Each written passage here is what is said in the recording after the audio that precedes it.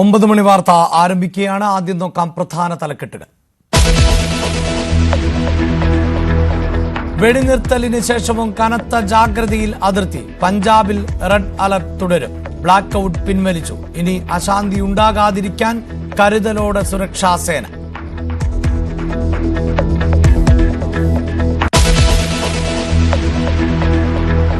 വെടിനിർത്തലിലും കേന്ദ്രത്തെ ന്യായീകരിച്ച ശശി തരൂർ. വേണ്ടത് സമാധാനം, 71 സാഹചര്യമല്ല ഇപ്പോൾ. തരൂരിന്റെ പ്രതികരണം.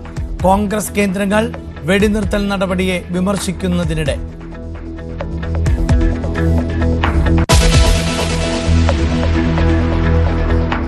പാകിസ്ഥാനുമായി വെടിനിർത്തൽ ഉടമ്പടിയില്ലെന്നും ധാരണ മാത്രമെന്നും വിശദീകരിച്ച് കേന്ദ്ര സർക്കാർ. പാകിസ്ഥാൻ ധാരണ ലംഘിച്ച തിരിച്ചടി കനക്കുമെന്നും മുന്നറിയിപ്പ്. നിലവിൽ അതിർത്തി ശാന്തം. നാളെ വീണ്ടും DGMOമാരുടെ ചർച്ച.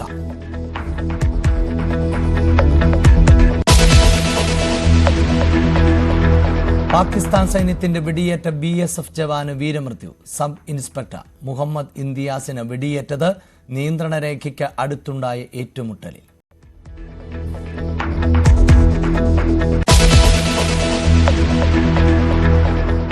പാകിസ്ഥാന് മുന്നിൽ ഇനിയുള്ളത് കഠിനകാലം. ഇന്ത്യക്ക് വഴങ്ങിയത് രാജ്യത്തെ ആഭ്യന്തര പ്രശ്നങ്ങൾ രൂക്ഷമാകുമെന്ന വിലയിരുത്തൽ.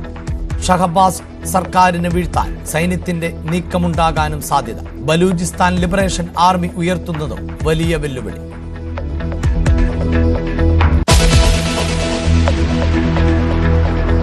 പാകിസ്ഥാൻ മുൻ പ്രധാനമന്ത്രി ഇമ്രാൻഖാന്റെ ജീവന് ഭീഷണിയെന്ന് റിപ്പോർട്ട്.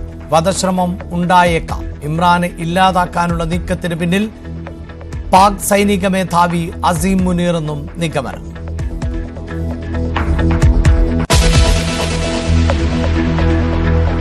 ബംഗ്ലാദേശിൽ ഷെയ്ഖ് ഹസീനയുടെ അവാമി ലീഗ് പാർട്ടിക്ക് നിരോധനം. മുഹമ്മദ് യൂനിസ് സർക്കാരിന്റെ നടപടി ഭീകരവിരുദ്ധ നിയമപ്രകാരം.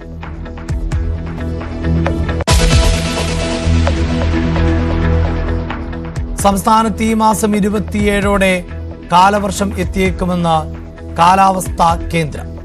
ചിലയിടങ്ങളിൽ ഒറ്റപ്പെട്ട വേനൽ മഴ തുടരും.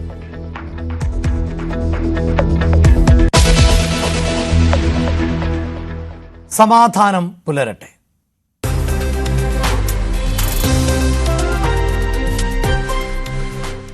വെടിനിർത്തൽ നടപടിയിൽ കേന്ദ്രത്തെ ന്യായീകരിച്ച ശശി തരൂർ MP. സമാധാനമാണ് നമുക്ക് ആവശ്യം. 1971 സാഹചര്യങ്ങളല്ല 2025 എന്നും മനസ്സിലാക്കണം. തമ്മിൽ വലിയ വ്യത്യാസങ്ങൾ ഉണ്ട് എന്നും ശശി തരൂർ പറഞ്ഞു. വെടിനിർത്തലിനെ വിമർശിച്ച് കോൺഗ്രസ് കേന്ദ്രങ്ങളിലും സോഷ്യൽ മീഡിയയിലും വ്യാപക പ്രചാരണങ്ങൾ നടക്കുന്നതിന് ഇടെ ആണ് ശശി തരൂരിന്റെ വ്യത്യസ്തമായ പ്രതികരണം.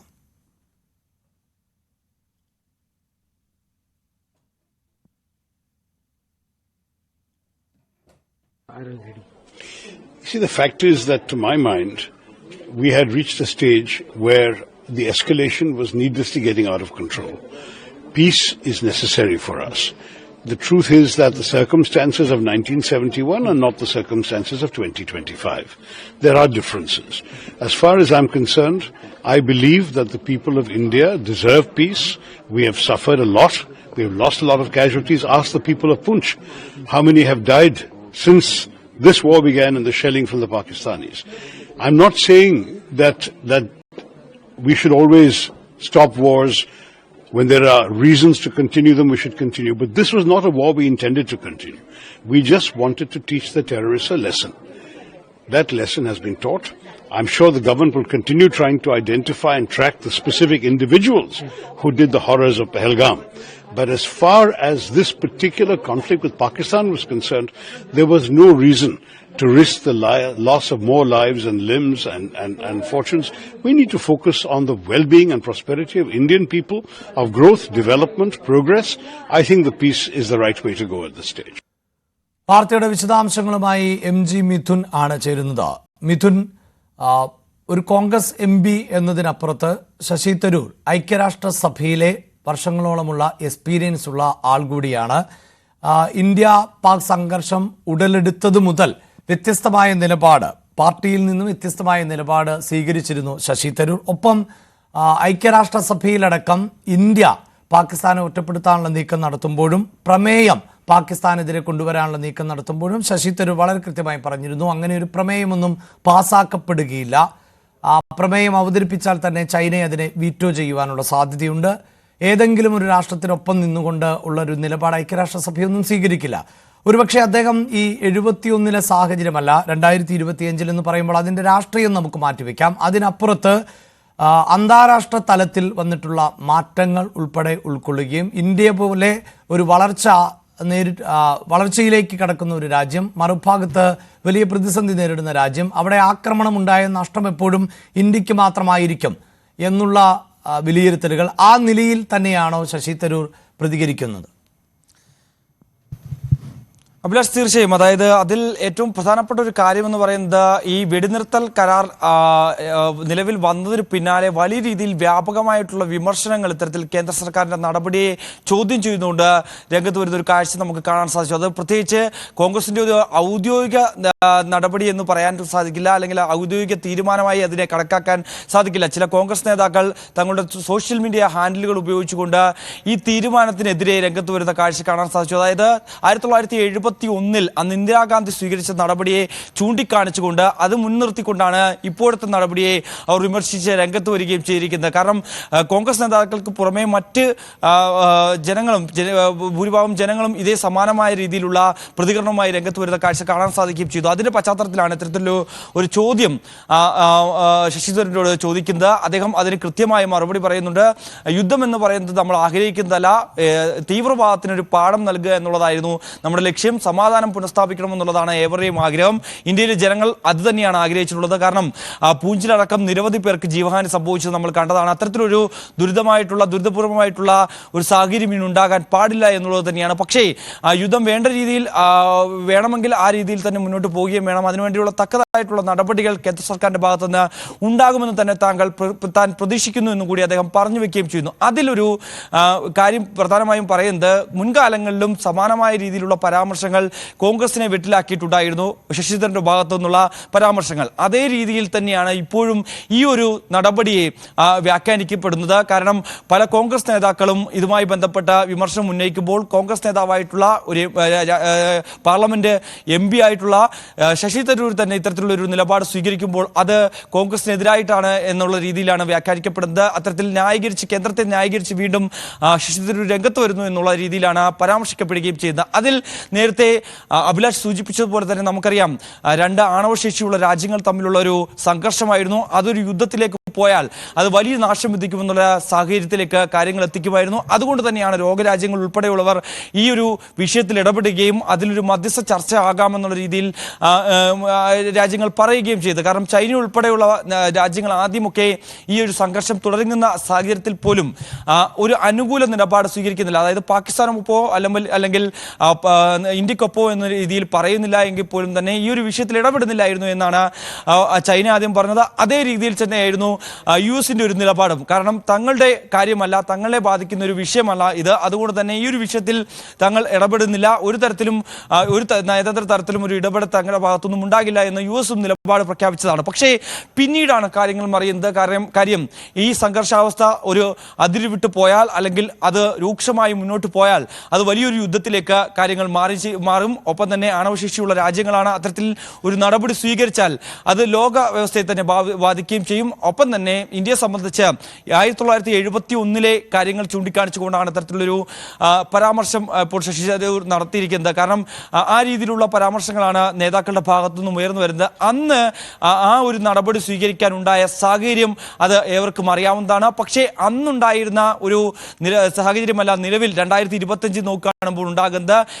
അന്നത്തെക്കാൾ വലിയ രീതിയിൽ ഇന്ത്യ വളർന്നു കഴിഞ്ഞിരിക്കുന്നു. എക്കോണമിയിലായാലും വലിയ രീതിയിൽ നമ്മളുടെ പ്രതിരോധ സംവിധാനങ്ങൾ സംബന്ധിച്ചായാലും ഒക്കെ തന്നെ വലിയ രീതിയിൽ നമ്മൾ മുന്നേക്കം പോയിട്ടുണ്ട്. 4ാം സ്ഥാനത്തേക്ക് എത്താൻ സാധിക്കുകയും ചെയ്തിട്ടുണ്ട്. അത്തരത്തിലുള്ളൊരു രാജ്യമായി ഇന്ത്യ മാറുമ്പോൾ നിലവിലെ സാഹചര്യത്തിൽ ഒരു യുദ്ധം എന്ന രീതിയിലേക്ക് മുന്നോട്ട് പോകാൻ സാധിക്കില്ല. അതിൽ സൈനിക നടപടി എന്ന രീതിയിൽ മാത്രമേ ഇന്ത്യക്ക് അതിനെ ഉൾക്കൊള്ളാൻ സാധിക്കുകയും ചെയ്യൂ. ഒപ്പം തന്നെ ഇത്തരത്തിൽ ഒരു വിട്ടുവീഴ്ച, അല്ലെങ്കിൽ വിട്ടുവീഴ്ചയെന്ന് പറയാൻ സാധിക്കില്ല എങ്കിൽ പോലും തന്നെ പാകിസ്ഥാൻ ചെയ്യുന്ന രീതിയിൽ അതേ നാണയത്തിൽ തന്നെ അതേ രീതിയിൽ നമുക്ക് തിരിച്ചടിക്കാൻ സാധിക്കില്ല എന്നുള്ളൊരു സാഹചര്യമുണ്ട്. അതുകൊണ്ട് തന്നെയാണ് കൃത്യമായി വിദേശ രാജ്യങ്ങളെയൊക്കെ തന്നെ നിലവിലെ സാഹചര്യം ബോധ്യപ്പെടുത്തിക്കൊണ്ട് തന്നെയാണ് ഇന്ത്യ മുന്നോട്ട് പോവുകയും ചെയ്തത്. നമുക്കറിയാം, ഈ പഹൽഗാം ആക്രമണം ഉണ്ടായതിനു ശേഷം 15 ദിവസങ്ങൾക്ക് ശേഷമാണ്, 15 ദിവസം എടുത്തതിന് ശേഷമാണ് അതിലൊരു തിരിച്ചടി ഇന്ത്യ നൽകുന്നത്. അതും അവിടുത്തെ തീവ്രവാദ കേന്ദ്രങ്ങൾ ലക്ഷ്യമിട്ട് മാത്രമായിരുന്നു നമ്മൾ തിരിച്ചടി നൽകിയത്. ആ 9 ഇടങ്ങൾ കേന്ദ്രീകരിച്ച് ആക്രമണം നടത്തുന്നു.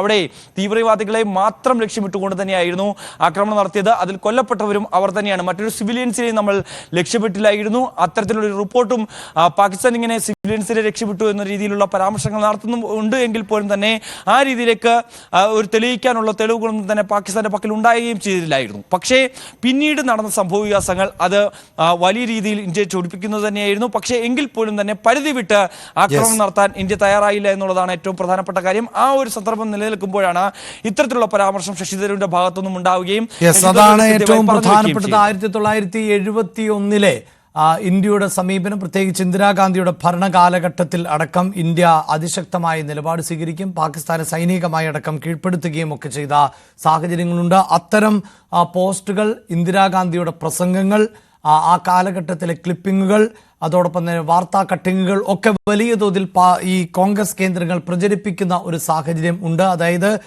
ഇപ്പോഴത്തെ കേന്ദ്ര സർക്കാരിൻ്റെ ഈ നിലപാട്, അതായത് ഒരു വെടിനിർത്തലിലേക്ക് പോവുകയും പാകിസ്ഥാന് വലിയ പ്രഹരം ഏൽപ്പിച്ചില്ല എന്ന തോതിലുള്ള വിമർശനമൊക്കെ കോൺഗ്രസ് ഹാൻഡിലുകളിൽ നിന്ന്, കേന്ദ്രങ്ങളിൽ നിന്ന് ഉയരുന്നുണ്ട്. അവിടെയാണ് ശശി തരൂർ പക്ഷേ വ്യത്യസ്തമായ ഒരു നിലപാട് സ്വീകരിക്കുന്നു. ഇന്ത്യ ഇപ്പോൾ സ്വീകരിച്ചിട്ടുള്ള, കേന്ദ്ര സർക്കാർ കൈക്കൊണ്ടിട്ടുള്ള തീരുമാനത്തെ സ്വാഗതം ചെയ്യുന്ന നിലപാടാണ് ശശി തരൂരിന്റെ ഭാഗത്തു നിന്നും ഉണ്ടായിട്ടുള്ളത്. അതേസമയം വെടിനിർത്തലിന് ശേഷമുള്ള അതിർത്തിയിലെ സാഹചര്യം വിശദീകരിക്കാൻ കേന്ദ്ര സർക്കാർ വാർത്താ സമ്മേളനം വിളിച്ചിട്ടുണ്ട്. രാവിലെ 11 മണിക്കാണ് പ്രതിരോധ മന്ത്രാലയത്തിന്റെ കീഴിലെ സൈനിക കാര്യ വകുപ്പിന്റെ വാർത്താ സമ്മേളനം. പാകിസ്ഥാന്റെ നീക്കങ്ങൾ കേന്ദ്രം സസൂക്ഷ്മം നിരീക്ഷിച്ചു വരികയാണ്. വെടിനിർത്തൽ ലംഘിച്ചതിൽ പാകിസ്ഥാൻ മറുപടി പറയണം എന്നാണ് കേന്ദ്രത്തിന്റെ നിലപാട്. പാകിസ്ഥാനുമായുള്ളത് ഉടമ്പടിയല്ല, ധാരണ മാത്രം എന്ന് കേന്ദ്ര സർക്കാർ വ്യക്തമാക്കുന്നുണ്ട്. ധാരണയ്ക്ക് ലംഘനമുണ്ടായാൽ തിരിച്ചടിക്കും. അതിർത്തിയിൽ നിലവിൽ സ്ഥിതിഗതികൾ ശാന്തമാണ്. രാത്രി 10:30 ശേഷം ഡ്രോൺ ആക്രമണങ്ങൾ എവിടെയും തന്നെ ഉണ്ടായതായി റിപ്പോർട്ടുമില്ല. TG സജിത്ത് വാർത്തയുടെ വിശദാംശങ്ങളുമായി ചേരുന്നുണ്ട്. സജിത്ത്, ഇന്നും വളരെ പ്രധാനപ്പെട്ട യോഗങ്ങൾ സ്വാഭാവികമാണ് കേന്ദ്ര സർക്കാരിന്റെ കീഴിൽ, പ്രത്യേകിച്ച് ആഭ്യന്തര പ്രതിരോധ മന്ത്രാലയങ്ങളുടെ കീഴിൽ. അതോടൊപ്പം തന്നെയാണല്ലോ ഇന്നും വാർത്താ സമ്മേളനം വിളിച്ചിരിക്കുന്നു എന്നുള്ളത്. ഒരുപക്ഷെ ഇന്നത്തെ വാർത്താ സമ്മേളനത്തിൽ കൂടുതലായി മാധ്യമപ്രവർത്തകരുടെ ചോദ്യങ്ങളെ അടക്കം അഭിസംബോധന ചെയ്തേക്കാം, അഡ്രസ്സ് ചെയ്തേക്കാം എന്ന് കരുതാം. എന്തായാലും ഇതുവരെയുള്ള സാഹചര്യം കൃത്യമായി വിശദീകരിക്കുവാനുള്ള സാധ്യതയല്ലേ കാണുന്നത്? തീർച്ചയായും അഭിലാഷ്, 11 മണിക്ക് വാർത്താ സമ്മേളനം വിളിച്ചിരിക്കുന്നത് പ്രതിരോധ മന്ത്രാലയത്തിന്റെ കീഴിലുള്ള സൈനിക കാര്യ വകുപ്പാണ് വാർത്താ സമ്മേളനം വിളിച്ചിരിക്കുന്നത്. തന്ത്രപ്രധാനമായ ഒരു വാർത്താ സമ്മേളനമായിരിക്കുമെന്ന് നമുക്ക് പ്രതീക്ഷിക്കാം. ഒരുപക്ഷെ ഈ വെടിനിർത്തലുമായി ബന്ധപ്പെട്ട നീക്കങ്ങൾ, അതിൻ്റെ തുടർ നടപടികൾ, ഇക്കാര്യങ്ങളൊക്കെ വിശദീകരിക്കപ്പെടും ആ യോഗത്തിൽ നിന്നാണ് പ്രതീക്ഷിക്കപ്പെടുന്നത്. ഒപ്പം ഇന്ന് രാജ്യ തലസ്ഥാനത്ത് പ്രധാനപ്പെട്ട യോഗങ്ങൾ ചേരുന്നുണ്ട്. ഒന്ന്, പ്രതിരോധ മന്ത്രി അദ്ദേഹം തലസ്ഥാനത്തുണ്ട്. അദ്ദേഹം മറ്റൊരു യോഗത്തിൽ പങ്കെടുക്കുന്നുണ്ടെങ്കിൽ കൂടിയും അദ്ദേഹം തലസ്ഥാനത്ത് തന്നെ തുടരുകയാണ്. പ്രധാനമന്ത്രി മറ്റ് ഉന്നതരെ കാണുന്നുണ്ട്. ആ തരത്തിൽ പ്രധാനപ്പെട്ട യോഗങ്ങൾ ചേരുകയാണ്. എന്തായാലും നിലവിൽ പ്രഖ്യാപിക്കപ്പെട്ടിരിക്കുന്നത് ഒരു ധാരണ മാത്രമാണ്. ഒരു തരത്തിലുള്ള ഉടമ്പടിയിലേക്കും ഇരു രാജ്യങ്ങൾ തമ്മിൽ ഉണ്ടായിട്ടില്ല. അതായത് പൂർണ്ണമായി സമാധാന നീക്കമുണ്ടായി, പിൻവലിക്കലുണ്ടായി എന്ന് പറയുന്ന ഒരു സാഹചര്യവും ഉണ്ടായിട്ടില്ല എന്നതാണ് കേന്ദ്ര സർക്കാർ കേന്ദ്രങ്ങൾ വ്യക്തമാക്കുന്ന കാര്യം. ഒരു പുതിയ രാജ്യത്തിൻ്റെ ഒരു ഇടപെടൽ ഉണ്ടായപ്പോൾ, ലോകരാജ്യങ്ങളുടെ അമേരിക്ക അടക്കമുള്ള ഇടപെടൽ ഉണ്ടായപ്പോൾ ഒരു ധാരണയിൽ മാറി. ആ ധാരണ എപ്പോൾ വേണമെങ്കിലും പിൻവലിക്കപ്പെടാം, എപ്പോൾ പ്രകോപനമുണ്ടായാലും ഇന്ത്യ തിരിച്ചടിക്കും, അതിലൊന്നും ഒരു മാറ്റവുമില്ല. അതുകൊണ്ട് അതിർത്തിയിലെ ജാഗ്രതയും സൈനിക നീക്കവും സാഹചര്യങ്ങളും എന്തായിരുന്നോ അതുപോലെ തന്നെ തുടരുകയും ചെയ്യും. യഥാർത്ഥത്തിൽ കാഞ്ചി വലിച്ചു തന്നെ നിൽക്കുകയാണ്. അത് ഏത് സമയവും ഇന്ത്യക്ക് തിരിച്ചടിക്കാൻ കഴിയുന്ന സാഹചര്യം ഒരുക്കി തന്നെയാണ് മുന്നോട്ട് പോകുന്നത്. അതിലൊട്ടും കുറവ് വരുത്തുന്നില്ല. മറിച്ച് പാകിസ്ഥാന്റെ ഭാഗത്ത് നിന്ന് എന്തെങ്കിലും പ്രകോപനം ഉണ്ടായ അതത് സമയങ്ങളിൽ തന്നെ തിരിച്ചടി കൊടുക്കുക, ഇതിനുള്ള ഫ്രീഡം സൈന്യത്തിന് കൊടുത്തിട്ടുമുണ്ട് എന്നതാണ് സാഹചര്യം. നാളെ ഒരു പക്ഷേ തുടർ ചർച്ചകളിൽ ഒരു ധാരണ ഉണ്ടായി വന്നേക്കാം. ആ ധാരണ ഒരു ഉടമ്പടി സ്വഭാവത്തിൽ, ഒരു എഗ്രിമെൻ്റ് സ്വഭാവത്തിലേക്ക് വന്നാൽ നമുക്ക് ഇപ്പോഴത്തെ സംഘർഷത്തിൽ നിന്നും കാര്യമായ അയവുണ്ടായെന്ന് പറയാം. അതല്ലെങ്കിൽ നിലവിലെ സാഹചര്യങ്ങളിൽ മാറ്റമില്ല. ഇപ്പോൾ അതിർത്തിയിൽ വെടിവെപ്പില്ലെന്ന് മാത്രം, പക്ഷേ അതേ സാഹചര്യങ്ങൾ തുടരുകയാണ്. പാകിസ്ഥാൻ സൈഡിലും സൈനിക നീക്കം നേരത്തെ ഉണ്ടായിരുന്ന തയ്യാറെടുപ്പുകൾ തന്നെ നടക്കുന്നു. അതേസമയം നമ്മളും അതിർത്തി മേഖലകളിൽ അതിശക്തമായ സൈനിക മുന്നേറ്റവും സാഹചര്യങ്ങളും അതീവ ജാഗ്രതയുമായി മുന്നോട്ട് പോകുന്നു. അതായത് ഈ കഴിഞ്ഞ ദിവസത്തേത് പോലെയുള്ള ബ്ലാക്ക് ഔട്ട് പോലെയുള്ള സാഹചര്യങ്ങൾ ഇല്ല. പക്ഷേ റെഡ് അലർട്ട് എന്ന് പറയുമ്പോൾ കൃത്യമായി ജാഗ്രത പാലിക്കുക തന്നെ വേണം. അല്ലെങ്കിൽ യുദ്ധസമാനമായ ഒരു സാഹചര്യത്തിൽ ജനങ്ങൾ എങ്ങനെയാണോ പ്രതികരിക്കേണ്ടത് ആ നിലയിലുള്ള പ്രതികരണങ്ങൾ തന്നെയാണ്. അധികം അവശ്യ ഘട്ടങ്ങളിൽ മാത്രം വീടിന് പുറത്തേക്ക് ഇറങ്ങുക, അല്ലെങ്കിൽ ഓഫീസുകളിൽ ജോലി ചെയ്യുന്നവരൊക്കെ അവിടെ തന്നെ കഴിയുന്നത്ര തുടരുക, അങ്ങനെയൊക്കെയുള്ള ഒരു പശ്ചാത്തലം ഇപ്പോഴും ഈ അതിർത്തി ഗ്രാമങ്ങളിൽ, അതിർത്തി സംസ്ഥാനങ്ങളിലൊക്കെ തുടരുന്നു. അതല്ലേ മനസ്സിലാക്കേണ്ടത്? തീർച്ചയായും അതാണുള്ളത്. പ്രത്യേകിച്ച് ഈ വൈകുന്നേരങ്ങളിലാണ് ഏറെ ബുദ്ധിമുട്ടിയിരുന്നത് അതിർത്തി ഗ്രാമങ്ങളിൽ. കാരണം ലൈറ്റ് പൂർണ്ണമായി അണച്ച് ബ്ലാക്ക് ഔട്ട് പ്രഖ്യാപിച്ചു കഴിഞ്ഞാൽ അവിടെ ജനജീവിതത്തിന് വളരെ ബുദ്ധിമുട്ടുണ്ടായിരുന്നു.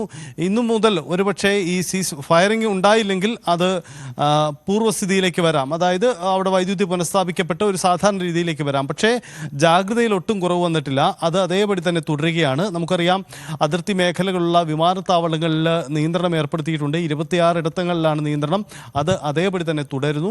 ഒപ്പം തന്നെ രാജ്യം പ്രഖ്യാപിച്ച മറ്റു നിയന്ത്രണങ്ങൾ തുടരുന്നു. അതിർത്തി മേഖലയിലെ നിയന്ത്രണം തുടരുന്നു. ഒപ്പം തന്നെ ഈ സിന്ധു നദീജല കരാർ നിന്നും ഇന്ത്യ പിന്നോട്ട് പോയത്, ആ നിലപാടുകളൊക്കെ അതേപടി തന്നെ തുടരുകയാണ്.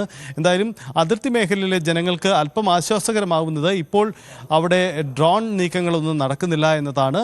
അത് ആശ്വാസകരമാണ്. അതിനപ്പുറത്തേക്ക് പോലീസിൻ്റെയും സൈന്യത്തിൻ്റെയും അടക്കം ജാഗ്രത അതേപടി തന്നെ തുടരുന്നു. അതോടൊപ്പമാണല്ലോ സജിത്ത്, ഒരു പക്ഷേ ഈ ഇപ്പോൾ എടുത്തിട്ടുള്ള തീരുമാനങ്ങളുമായി ബന്ധപ്പെട്ട് രാഷ്ട്രീയമായും ഒക്കെ വ്യത്യസ്തമായ അഭിപ്രായങ്ങൾ. നേരത്തെ ശശി തരൂരിൻ്റെ പ്രതികരണം നമ്മൾ കേട്ടതാണ്. ശശി തരൂർ ഒരു രാഷ്ട്രീയ നേതാവ് എന്നതിനപ്പുറത്ത് ഐക്യരാഷ്ട്രസഭയിലെ അനുഭവ സമ്പത്ത് അതിനെ വളരെ പ്രധാനപ്പെട്ടതായി വിലയിരുത്തേണ്ട ഒന്നുകൂടി ആണ്. ഇപ്പോഴിതാ ഈ കേന്ദ്ര സർക്കാരിൻ്റെ ഭാഗത്ത് നിന്നുണ്ടാകുന്ന പ്രതികരണങ്ങളിൽ നിന്ന് എന്താണ് മനസ്സിലാക്കാൻ സാധിക്കുന്നത്? ഒരുപക്ഷെ ഈ രാഷ്ട്രീയമായ വിമർശനങ്ങൾ കൂടി വരും മണിക്കൂറുകളിൽ, ഇന്ത്യയുടെ ഒരു പൊതു സ്വഭാവം അതാണല്ലോ, ഒരുമിച്ച് നിൽക്കേണ്ട സമയത്ത് ഒരുമിച്ച് തന്നെ നിൽക്കുകയും ഒരുമിച്ച് പോരാടുകയും ചെയ്യും. പ്രത്യേകിച്ച് ഈ പുറത്ത് വിമർശനങ്ങൾ ഉണ്ടായപ്പോൾ പോലും സർവകക്ഷി യോഗം നടക്കുമ്പോൾ വളരെ കൃത്യമായി കേന്ദ്ര സർക്കാരിനെ പിന്തുണയ്ക്കുന്നു, സൈന്യത്തെ പിന്തുണയ്ക്കുന്നു. അങ്ങനെയാണല്ലോ നമ്മുടെ രാജ്യം തെളിയിച്ചിട്ടുള്ളത്. എങ്കിൽ പോലും ഇവിടെ ഈ പാകിസ്ഥാനുമായി തീവ്രവാദവുമായി ബന്ധപ്പെട്ട വിഷയങ്ങളിൽ ഒരു കോംപ്രമൈസും ഉണ്ടാകില്ല. ഇന്നലെ തന്നെ ഈ വിദേശകാര്യമന്ത്രിയുടെ ട്വീറ്റ്, ജയശങ്കറിൻ്റെ ട്വീറ്റിൽ അത് വ്യക്തമായിരുന്നു. എക്സിലൂടെ അദ്ദേഹം കുറിച്ചത് ഭീകരവാദത്തിനെതിരായ പോരാട്ടത്തിൽ നിന്ന് ഒരു പടി പോലും പിന്നോട്ടില്ല, ഉറച്ച നിലപാടുമായി തന്നെയാണ് മുന്നോട്ട് പോകുന്നത് എന്ന് പറയുമ്പോൾ ഒരു സൈനികമായ പരസ്പര ധാരണ എന്നതിനപ്പുറത്ത് ഇനി ഒരു ഭീകരാക്രമണം ഇന്ത്യയിൽ ഉണ്ടായാൽ പോലും ഇതുപോലെയുള്ള ഒരു കാലതാമസം ഒന്നും ഉണ്ടാകില്ല. അല്ലെങ്കിൽ അന്താരാഷ്ട്ര ഉടമ്പടികളോ അത്തരം യുദ്ധ നിയമങ്ങളോ ഒന്നും ഇന്ത്യ പാലിക്കണം എന്നില്ല. വളരെ പെട്ടെന്നുള്ള ഒരു തിരിച്ചടിയിലേക്ക് തന്നെ പോകും. അങ്ങനെയുള്ള സൂചനകൾ കൂടിയാണോ കേന്ദ്രം നൽകുന്നത്? അഭിലാഷ, അങ്ങനെ തന്നെയാണ്. കാരണം ഒരുപക്ഷെ ഇന്ത്യയുടെ ഒരു നയമാറ്റം കൂടിയായി ഇത് മാറാം. കാരണം ഭീകരവാദത്തിനെതിരെ അതിശക്തമായ നിലപാടെടുക്കുന്നു എന്ന പ്രഖ്യാപനത്തിനപ്പുറത്തേക്ക് ഇനി അങ്ങോട്ട് ഇന്ത്യ സ്വീകരിക്കാൻ പോകുന്ന നിലപാട് ഇങ്ങനെയായിരിക്കുമെന്ന് തുറന്നു പറച്ചൽ കൂടിയാണ്. അതൊരു പക്ഷേ പാകിസ്ഥാനെതിരെ മാത്രമല്ല, ഭീകരവാദത്തിനെതിരെ, ഭീകരവാദവുമായി ബന്ധപ്പെട്ട് ഈ നടത്തുന്ന ഏതൊരു നീക്കത്തോടും ഇന്ത്യ സ്വീകരിക്കാൻ പോകുന്ന നിലപാടും അങ്ങനെ തന്നെയാവും. അതുകൂടിയാണ് പ്രഖ്യാപിക്കപ്പെടുന്നത്.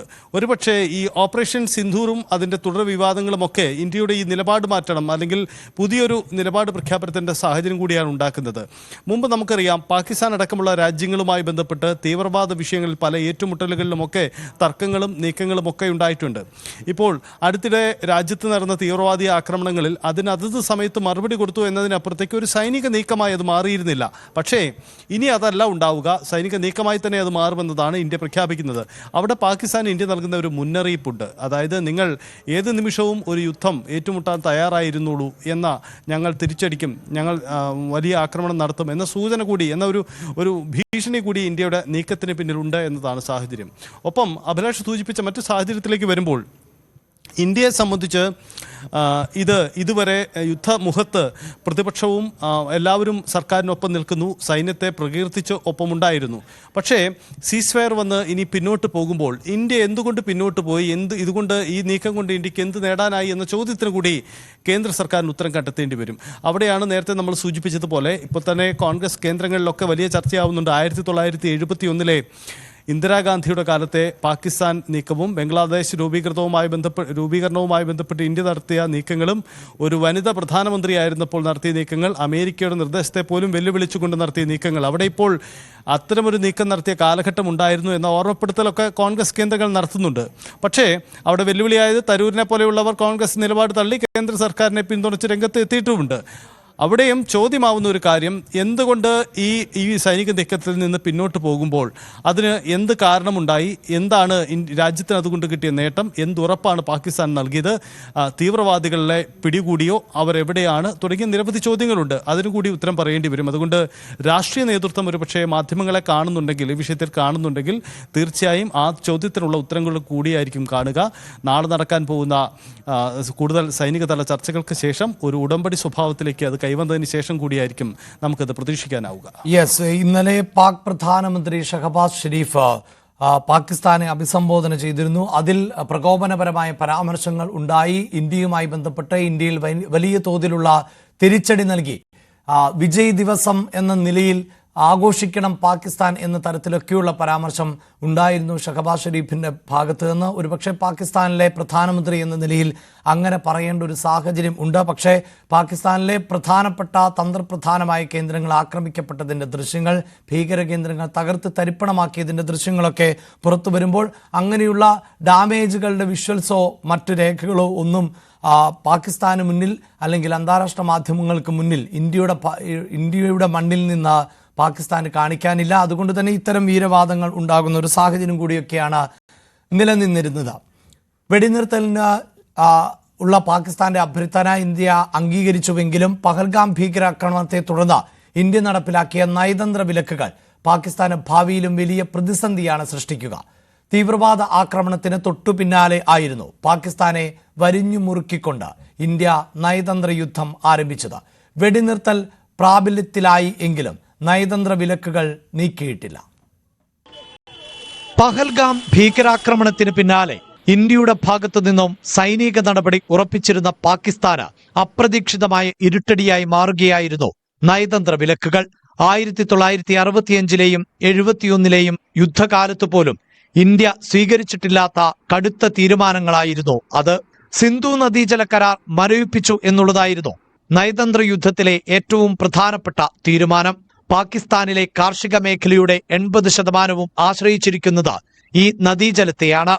16 മില്യൺ ഹെക്ടർ കൃഷിഭൂമിയിലെ 93% കൃഷിയും ഈ ജലം ഉപയോഗിച്ചാണ്.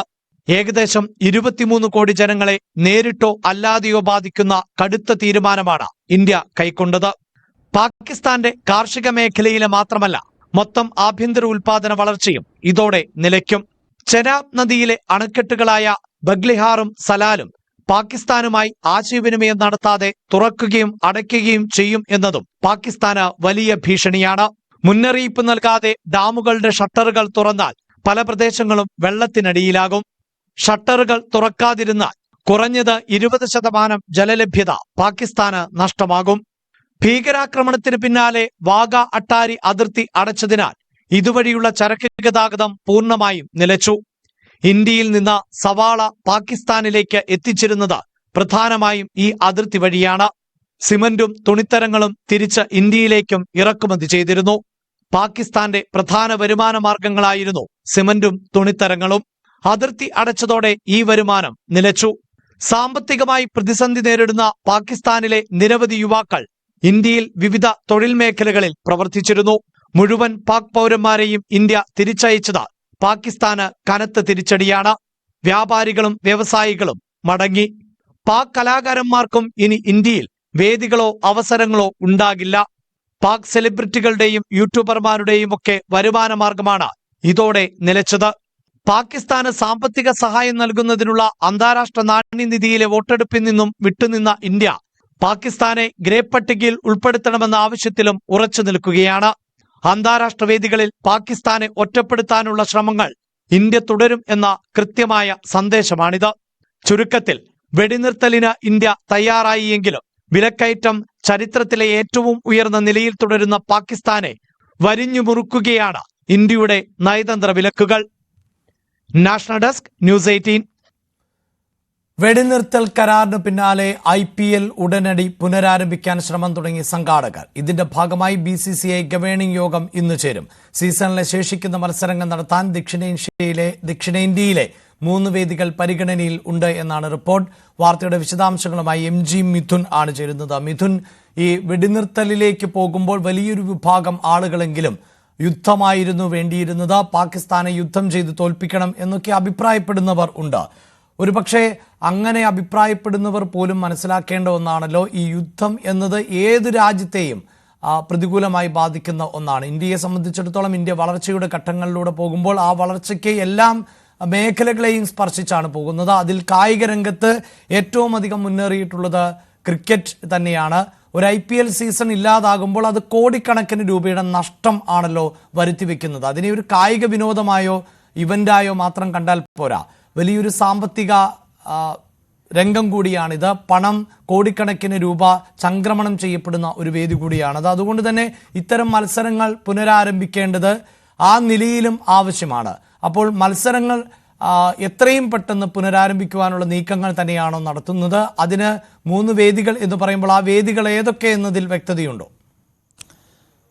അഭിലാഷ്, ബംഗളൂരുവിലെ ചിന്നസ്വാമി സ്റ്റേഡിയം, ഒപ്പം തന്നെ ചെന്നൈയിലെ ചെപ്പോക്ക് സ്റ്റേഡിയം, ഹൈദരാബാദിലെ രാജീവ് ഗാന്ധി അന്താരാഷ്ട്ര സ്റ്റേഡിയം എന്നിവിടങ്ങളാണ് BCCക്ക് മുന്നിലുള്ളത്. കാരണം ദക്ഷിണേന്ത്യയിലേക്ക് മത്സരങ്ങൾ നടത്താനുള്ള ഒരു പുനരാലോചനയാണ് ഇപ്പോൾ BCCയുടെ ഭാഗത്തുനിന്നും ഉണ്ടാകുന്നത്. ഇത് സംബന്ധിച്ച് കേന്ദ്ര സർക്കാരുമായി കൂടിയാലോചനകൾ കഴിഞ്ഞ ദിവസം തന്നെ നടത്തിയിരുന്നു. വെടിനിർത്തൽ ചർച്ചകൾക്ക് പിന്നാലെ കായിക മന്ത്രാലയം ഇത് സംബന്ധിച്ച് കാര്യങ്ങൾ പരിശോധിച്ചു വരികയാണ്. കാരണം ഈ സംഘർഷാവസ്ഥയെ തുടർന്ന് ധർമ്മശാലയായിരുന്നു ഏറ്റവും ഒടുവിൽ പഞ്ചാബ് കിങ്സുമായും ഒപ്പം തന്നെ ഡൽഹി ക്യാപിറ്റൽസുമായി ആയിരുന്നു മത്സരം നടന്നത്. ആ മത്സരത്തിൽ ഈ ഡ്രോൺ ആക്രമണത്തെ തുടർന്ന് ബ്ലാക്ക് ഔട്ട് ഏർപ്പെടുത്തിയെ തുടർന്ന് സ്റ്റേഡിയത്തിലെ കാണികളെയും ഒപ്പം തന്നെ താരങ്ങളെയും പിന്നീട് അവിടെ നിന്ന് നീക്കം ചെയ്യുകയും ഉടനടി തന്നെ ഈ IPL മത്സരങ്ങൾ സസ്പെൻഡ് ചെയ്തതുമായി ബന്ധപ്പെട്ടുള്ള ഒരു നടപടി BCCയുടെ ഭാഗത്തുനിന്നും ഉണ്ടാവുകയായിരുന്നു. അതായത് സംഘർഷത്തിന്റെ പശ്ചാത്തലത്തിൽ എല്ലാ വിധത്തിലും സൈന്യത്തിനോടൊപ്പവും കേന്ദ്ര സർക്കാരിനോടൊപ്പവും നിലനിൽക്കുന്നു. അതുകൊണ്ട് തന്നെ IPL മത്സരം ഇനി ഒരു അറിയിപ്പുണ്ടാകുന്നവരെ നടപ്പിലാക്കില്ല അല്ലെങ്കിൽ നടക്കില്ല എന്നത് രാജീവ് ശുക്ലയാണ് ഈ ഒരു നിലപാട് അറിയിക്കുകയും ചെയ്തത്. എന്തായാലും നിലവിൽ സംഘർഷമൊക്കെ ഒഴിഞ്ഞു നിൽക്കുന്ന പശ്ചാത്തലത്തിൽ ദക്ഷിണേന്ത്യൻ സംസ്ഥാനങ്ങളിലെ സ്റ്റേഡിയങ്ങളിൽ ഉൾപ്പെടുത്തി ഒരു റീഷെഡ്യൂൾ നടത്തിക്കൊണ്ട് മത്സരം പുനരാരംഭിക്കാനുള്ളൊരു നീക്കമാണ് ഇപ്പോൾ BCCയുടെ ഭാഗത്തുനിന്നും ഉണ്ടാകുന്നത്. എന്തായാലും നിലവിൽ ഇത് സംബന്ധിച്ച് ഇന്ന് ഗവേണിംഗ് ബോഡി ചേരുന്നുണ്ട്. ഗവേണിംഗ് ബോഡി യോഗത്തിൽ ഇത് സംബന്ധിച്ചൊരു അന്തിമ തീരുമാനമെടുക്കും. അങ്ങനെയെങ്കിൽ ഈ ആഴ്ച തന്നെ, ഈ വരാൻ പോകുന്ന ആഴ്ചയിൽ തന്നെ IPL മത്സരം പുനഃക്രമിക്കാൻ തന്നെയാണ് തീരുമാനം. അങ്ങനെയെങ്കിൽ നിലവിൽ കുറച്ച് മത്സരം, അതായത് IPLന്റെ അന്തിമ മത്സരങ്ങളിലേക്ക് കടക്കുകയാണ്. കുറച്ച് മത്സരങ്ങൾ മാത്രമാണ് ബാക്കിയുള്ളത്. അങ്ങനെയെങ്കിൽ ഫ്രാഞ്ചൈസികളുമായി സംസാരിച്ചതിന് ശേഷം ഈ വേദി മാറ്റുന്ന കാര്യത്തിൽ ഒരു വ്യക്തത വരും. അത് കേന്ദ്ര സർക്കാരിനെ അറിയിച്ചതിന് ശേഷം, കായിക മന്ത്രാലയത്തിനെ അറിയിച്ചതിന് ശേഷം, കൂടുതൽ സുരക്ഷ ഉറപ്പുവരുത്തിയതിനു ശേഷം ആ നടപടിയിലേക്ക് കടക്കാനാണ് BCCI ആലോചിക്കുന്നതെന്നാണ് മനസ്സിലാക്കുന്നത്. അങ്ങനെയെങ്കിൽ ബാംഗ്ലൂർ, ചെന്നൈ, ഹൈദരാബാദ് ഈ 3 സ്റ്റേഡിയങ്ങളിൽ മത്സരം പുനഃക്രമീകരിക്കും. ഈ ആഴ്ചയോടുകൂടി തന്നെ മത്സരം പുനരാരംഭിക്കാനുള്ള ഒരു നീക്കം അല്ലെങ്കിൽ അത് നടപടി ആരംഭിക്കാൻ തന്നെയാണ് BCCയുടെ ഭാഗത്തു നിന്ന് ഉയർന്നു വരുന്ന തീരുമാനമെന്നാണ് നമുക്ക് മനസ്സിലാകുന്നത്. അഭിലാഷ്, തീർച്ചയായും മത്സരങ്ങൾ പുനരാരംഭിക്കുവാനുള്ള നീക്കങ്ങൾ തന്നെയാണ് ഇപ്പോൾ നടന്നുകൊണ്ടിരിക്കുന്നത്. നേരത്തെ സൂചിപ്പിക്കുന്നത് പോലെ ഇത്തരം മത്സരങ്ങൾ, ഇവന്റുകളൊക്കെ റദ്ദാക്കുക എന്നത് രാജ്യത്തെ സാമ്പത്തികമായി കൂടി ബാധിക്കുന്ന ഒന്നാണ്. ഇപ്പോൾ തന്നെ നമുക്കറിയാം, അതിർത്തി മേഖലകളിലെ ഏതാണ്ട് 30-നടുത്ത് വിമാനത്താവളങ്ങൾ അടച്ചിടുന്ന സാഹചര്യമുണ്ടാകുന്നു. അവിടുത്തെ ആക്ടിവിറ്റികൾ ഇല്ലാതാകുന്നതോടുകൂടി ആ മേഖലയുടെ വളർച്ചയാണത് ബാധിക്കുന്നത്. അവിടുത്തെ ജീവനക്കാർക്ക് പ്രതിസന്ധി ഉണ്ടാകുന്നു, എയർലൈൻ സർവീസിന് പ്രതിസന്ധി ഉണ്ടാകുന്നു, അതുമായി ബന്ധപ്പെട്ടിട്ടുള്ള അനുബന്ധ പ്രവർത്തനങ്ങൾക്ക് പ്രതിസന്ധി ഉണ്ടാകുന്നു. ഇത്തരം പ്രതിസന്ധികളിൽ നിന്ന് എല്ലാം തിരികെ എത്തേണ്ട, അതായത് സാധാരണ നിലയിലേക്ക് തിരികെ എത്തേണ്ടത് അത്യാവശ്യമാണ്. അതൊരു രാജ്യത്തിൻ്റെ വളർച്ചയിലെ വളരെ പ്രധാനപ്പെട്ട ഘട്ടം ആണ്, അല്ലെങ്കിൽ പ്രധാനപ്പെട്ട ചുവടുകൾ ആണ്. അതിലേക്ക് വളരെ പെട്ടെന്ന് തന്നെ നമ്മൾ തിരികെ എത്തും എന്ന് വേണം പ്രതീക്ഷിക്കാൻ. വെടിനിർത്തൽ കരാർ പ്രാബല്യത്തിൽ വന്നതിന് മണിക്കൂറുകൾക്കുള്ളിൽ ധാരണ തെറ്റിച്ച പാകിസ്ഥാന് താക്കീതുമായി ഇന്ത്യ. പാക് പ്രകോപനത്തെ അതീവ ഗൗരവത്തോടെ കാണുന്നുവെന്നും ഇനി ആക്രമണം ഉണ്ടായാൽ ശക്തമായി തിരിച്ചടിക്കുമെന്നും ഇന്ത്യ വ്യക്തമാക്കി. ആക്രമണം ഉണ്ടായാൽ ചെറുക്കാൻ സൈന്യത്തിന് നിർദ്ദേശവും നൽകി. For the last few hours, there have been repeated violations of the understanding arrived at earlier this evening between the Directors General of Military Operations of India and Pakistan. This is a breach of the understanding arrived at earlier today. The armed forces are giving an adequate and appropriate response to these violations, and we take very, very serious notice. We call upon Pakistan to take appropriate steps to address these violations and deal with the situation with seriousness and responsibility. The armed forces are maintaining a strong vigil on the situation. They have been given instructions to deal strongly with any instances of a repetition of the violations of the borders along the international border as well as the line of control. Thank you. ഇന്നലെ രാത്രി 8:30യോടെയാണ് ജമ്മുവിലെ അഖ്നൂർ മേഖലയിലും പൂഞ്ചിലെ രജൌരി മന്ദർ മേഖലകളിലും ശക്തമായ ഷെല്ലിങ്ങും drone ആക്രമണവും ആദ്യം ഉണ്ടായത്. പിന്നാലെ രാജസ്ഥാൻ, പഞ്ചാബ് സംസ്ഥാനങ്ങളിലെ അതിർത്തി മേഖലകളിലും പാക് പ്രകോപനം ഉണ്ടായി. ശ്രീനഗറിൽ പലയിടങ്ങളിലും സ്ഫോടനം ഉണ്ടായി എന്ന് ജമ്മു കാശ്മീർ മുഖ്യമന്ത്രിയായിരുന്നു എക്സിൽ കുറിച്ചത്. ഡ്രോൺ ആക്രമണ ശ്രമങ്ങളുടെ വീഡിയോയും ഒമർ അബ്ദുള്ള പങ്കുവച്ചിരുന്നു.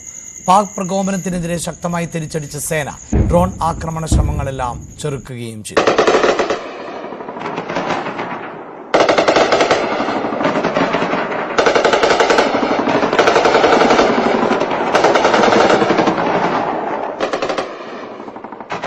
പാകിസ്ഥാന്റെയും ഇന്ത്യയുടെയും സൈനിക നേതൃത്വങ്ങൾ നടത്തിയ ചർച്ചകൾക്ക് ശേഷം 10:30 വീണ്ടും വെടിനിർത്തൽ കരാർ പ്രാബല്യത്തിൽ വരികയായിരുന്നു. ഇതിനിടെ ജമ്മുവിലെ നഗ്രോട്ട വിമാനത്താവളത്തിലുണ്ടായ വെടിവെപ്പിൽ ഒരു സൈനികന് പരിക്കേൽക്കുകയും ചെയ്തു. വെടിയുതിർത്ത അക്രമിയെ കണ്ടെത്താൻ രാത്രി തെരച്ചിൽ ആരംഭിച്ചിരുന്നു.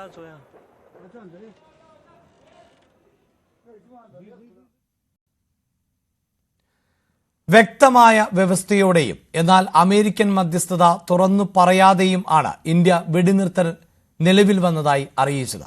മുൻകൂർ ധാരണ പ്രകാരമാണ് ആദ്യം ട്രംപും പിന്നീട് പാകിസ്ഥാനും അതിനുശേഷം ഇന്ത്യയും വെടിനിർത്തൽ തീരുമാനം ലോകത്തെ അറിയിച്ചത്. വെടിനിർത്തൽ കരാർ നിലവിൽ വരുന്നതിന് തൊട്ടുമുമ്പ് ഇന്ത്യ നിലപാട് വ്യക്തമാക്കി. ഇനി ഭീകരാക്രമണമുണ്ടായാൽ അതിനെ രാജ്യത്തിനെതിരായ യുദ്ധമായി കണക്കാക്കി 24 മണിക്കൂറിനുള്ളിൽ തിരിച്ചടിയുണ്ടാകും. വെടിനിർത്തലിനുള്ള ഇന്ത്യയുടെ വ്യവസ്ഥ ഇതായിരുന്നു. ഇനി ഒരു പഹൽഗാം ആവർത്തിച്ചാൽ ഇതുപോലെ 15 ദിവസം കാത്തുനിൽക്കില്ല. തിരിച്ചടി ഉടൻ എന്ന പ്രഖ്യാപനം. സമാധാനം പ്രഖ്യാപിക്കുമ്പോൾ പ്രകോപനം പാടില്ലെന്ന ലോകമര്യാദ ഇന്ത്യ മുൻകൂട്ടി കണ്ട തന്ത്രപൂർവ്വം ഇതിനെ മറികടക്കുകയായിരുന്നു. Pakistan director general of military operations Indian DGMOയെ വിളിച്ചതിനെ തുടർന്നാണ് വെടിനിർത്തൽ കരാറെന്ന് വിദേശകാര്യ സെക്രട്ടറി വിക്രം മിസ്രി വാർത്താ സമ്മേളനത്തിൽ അറിയിച്ചു. 5 മണിക്ക് വെടിനിർത്തൽ നിലവിൽ വന്ന ശേഷമാണ് വെടിനിർത്തൽ വാർത്ത ലോകമറിയുന്നത്. അമേരിക്കൻ പ്രസിഡന്റ് ഡൊണാൾഡ് ട്രംപിന്റെ ട്രൂത്ത് സോഷ്യൽ മീഡിയ പ്ലാറ്റ്ഫോമിലൂടെയാണ് ആദ്യം വെടിനിർത്തൽ വാർത്ത പുറത്തുവരുന്നത്.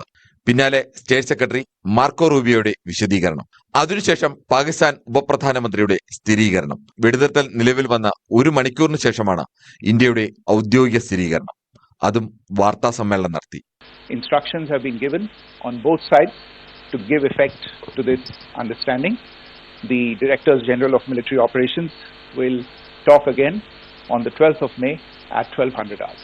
As the Foreign Secretary had said, you're aware there's an understanding that has been reached to stop all military activities at sea, on the air and on the land.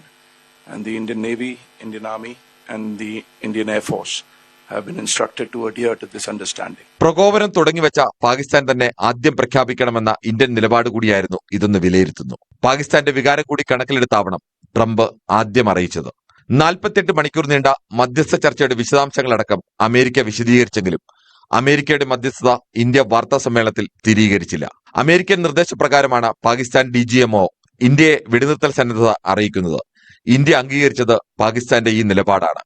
ഇന്ത്യയും പാകിസ്ഥാനും അമേരിക്കയും ഒരുമിച്ച് ചർച്ചയും ഉണ്ടായില്ല. കാശ്മീരിന് മേലുള്ള പാകിസ്ഥാൻ അവകാശവാദത്തിൽ 3ാം കക്ഷി ഇടപെടൽ അനുവദിക്കില്ലെന്നതാണ് ഇന്ത്യൻ നിലപാട്. ഈ വിഷയവുമായി നേരിട്ട് ബന്ധമില്ലെങ്കിലും ഇതുകൂടി മുന്നിൽ കണ്ടാവണം അമേരിക്കയുടെ അനൌദ്യോഗിക മധ്യസ്ഥത ഇന്ത്യ ഔദ്യോഗികമാക്കാതിരുന്നതെന്നും വിലയിരുത്തുന്നു. National desk, news 18. ഇന്നലെ രാത്രി വെടിനിർത്തൽ നിലവിൽ വന്ന ശേഷവും കനത്ത ജാഗ്രതയിൽ ആണ് അതിർത്തി. അമൃത്സറിലെ ബ്ലാക്ക് ഔട്ട് അവസാനിപ്പിച്ചുവെങ്കിലും റെഡ് അലർട്ട് പ്രഖ്യാപിച്ചിട്ടുണ്ട്. ജനങ്ങളോട് പുറത്തിറങ്ങരുത് എന്നാണ് നിർദ്ദേശം. റെഡ് അലർട്ട് മുന്നറിയിപ്പുമായി അല്പം മുമ്പ് സൈറണുകൾ മുഴങ്ങുകയും ചെയ്തു. ജനങ്ങളുടെ സൗകര്യാർത്ഥമാണ് ബ്ലാക്ക് ഔട്ട് പിൻവലിച്ചത് എന്നും ജനങ്ങൾ വീടുകളിൽ ജനലുകൾക്ക് അടുത്ത് നിൽക്കരുത് എന്നും കർശനമായി നിർദ്ദേശം പാലിക്കണമെന്നും അമൃത്സർ ഡെപ്യൂട്ടി കമ്മീഷണർ അറിയിച്ചിട്ടുണ്ട്. വെടിനിർത്തലിന് ശേഷവും പ്രകോപനപരമായ പ്രസ്താവനയുമായി പാകിസ്ഥാൻ പ്രധാനമന്ത്രി ഷഹബാസ് ഷെരീഫ് ഇന്ത്യയാണ് പ്രകോപനം നടത്തിയത് എന്നും വെടിനിർത്തൽ പ്രഖ്യാപിച്ചുകൊണ്ട് പാക് പ്രധാനമന്ത്രി പറഞ്ഞു. ഉരുക്കുകോട്ട പോലെ ആണ് പാക് ജനത നിലകൊണ്ടതെന്നും പാകിസ്ഥാനെതിരായ ആക്രമണങ്ങളെ ഒന്നിച്ചു ചെറുത്തു തോൽപ്പിക്കുമെന്നും അദ്ദേഹം വ്യക്തമാക്കി. ഇന്ത്യയുടെ ആക്രമണത്തിന് ശക്തമായ തിരിച്ചടിയാണ് നൽകിയത്. പഹൽഗാം സംഭവത്തിൽ സുതാര്യമായതും പക്ഷം പിടിക്കാത്തതുമായ അന്വേഷണത്തെ പാകിസ്ഥാൻ സ്വാഗതം ചെയ്യും എന്ന് ഉറപ്പു നൽകും എന്നും ഷഹബാസ് പ്രസ്താവനയിൽ പറഞ്ഞു. ഇന്ത്യയുടെ തോക്കുകളെ നിശബ്ദമാക്കാൻ പാകിസ്ഥാൻ സേനയ്ക്ക് കഴിഞ്ഞു. വെടിനിർത്തൽ ധാരണയെ പാകിസ്ഥാൻ അംഗീകരിക്കുന്നു. അമേരിക്കൻ പ്രസിഡന്റ് ഡൊണാൾഡ് ട്രംപിന്റെ ഇടപെടൽ പ്രധാന പങ്കുവഹിച്ചുവെന്നും ഷഹബാസ് ചൂണ്ടിക്കാട്ടി. ഇന്ത്യയും പാകിസ്ഥാനും അടിയന്തര വെടിനിർത്തലിന് സമ്മതിക്കുമ്പോഴും ഭീകരപ്രവർത്തനത്തിന്റെ അടിവേര് അറുക്കാൻ രാജ്യത്തിന് കഴിഞ്ഞിട്ടുണ്ട്. പാകിസ്ഥാനിലെയും പാക് അധിനിവേശ കശ്മീരിലെയും 9 ഭീകര ക്യാമ്പുകളാണ് ഇന്ത്യ തകർത്തത്. പാകിസ്ഥാനാകട്ടെ തന്ത്രപ്രധാനമായ സൈനിക കേന്ദ്രങ്ങളിൽ കനത്ത പ്രഹരം ഏറ്റുവാങ്ങേണ്ടിയും വന്നു. പെഹൽഗാമിലെ കൂട്ടക്കൊലയ്ക്ക് പ്രതികാരം പൂർത്തിയാക്കിയാണ് ഇന്ത്യ പൂർണ്ണമായ വെടിനിർത്തലിന് സമ്മതിച്ചത്. 9 ഭീകര ക്യാമ്പുകൾ നിലംപരിശമായി. ലഷ്കർ ഇ തൈബ, ജെയ്ഷെ മുഹമ്മദ്, ഹിസ്ബുൾ മുജാഹിദ്ദീൻ എന്നിവയുടെ പ്രധാന പരിശീലന പ്രവർത്തന കേന്ദ്രങ്ങൾ നിലംപൊത്തി. 150 തീവ്രവാദികളെ വധിച്ചു. പാക് അധിനിവേശ കശ്മീരിൽ മാത്രമല്ല പാകിസ്ഥാനുള്ളിൽ 100 കണക്കിന് കിലോമീറ്റർ വ്യാപിച്ച ആക്രമണങ്ങൾ നടത്തി ഇന്ത്യൻ സേന. റഫീഖി, മുറിത്ത്, ചക്ലാല, റഹിം യാർ ഖാൻ, സുക്കൂർ, ചുനിയൻ എന്നീ പാക് എയർബേസുകൾ തകർത്തു. പ്രകടമായത് ഇന്ത്യൻ വ്യോമസേനയുടെ മികവ്. രാജസ്ഥാൻ അതിർത്തിയോട് ചേർന്നുള്ള റഹിം യാർ ഖാൻ വ്യോമതാവളം പാകിസ്ഥാന് തന്ത്രപ്രധാനമാണ്. സൈനിക സിവിലിയൻ വ്യോമ ആവശ്യങ്ങൾ നിറവേറ്റുന്ന കേന്ദ്രം. ഷെയ്ഖ് സാദിഖ് അന്താരാഷ്ട്ര വിമാനത്താവളവുമായി എയർബേസ് അടിസ്ഥാന സൗകര്യങ്ങൾ പങ്കിടുന്നു. പാക് വ്യോമസേനയുടെ യുദ്ധവിമാനങ്ങൾ ഉൾപ്പെടെ നിരവധി ആസ്തികളുള്ള നിർണായകമായ ഒരു ഫോർവേഡ് ഓപ്പറേറ്റിംഗ് ബേസാണിത്. ഇസ്ലാമാബാദിൽ നിന്ന് ഏകദേശം 10 കിലോമീറ്റർ അകലെ റാവൽപിണ്ടിയിലെ ചക്ലാലയിൽ സ്ഥിതി ചെയ്യുന്ന പാകിസ്ഥാൻ വ്യോമസേന താവളം നൂർഖാൻ തകർത്തതും നേട്ടമായി. ജാങ് ജില്ലയിൽ തകർന്ന പാക് വ്യോമതാവളം റാഫിക്കി ഇസ്ലാമാബാദിൽ നിന്ന് 337 കിലോമീറ്റർ തെക്കായി സ്ഥിതി ചെയ്യുന്ന ഒരു പ്രധാന സൈനിക കേന്ദ്രം.